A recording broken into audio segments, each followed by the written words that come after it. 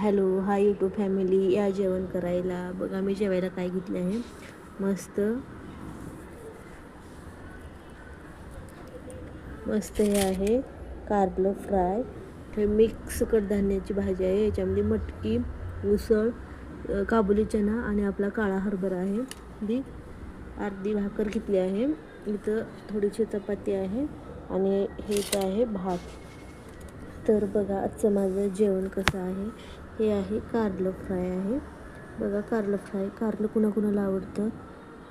कारल्याची भाजी आठवड्यातून एकदा तरी खाल्ली पाहिजे, शरीरासाठी चांगले असते.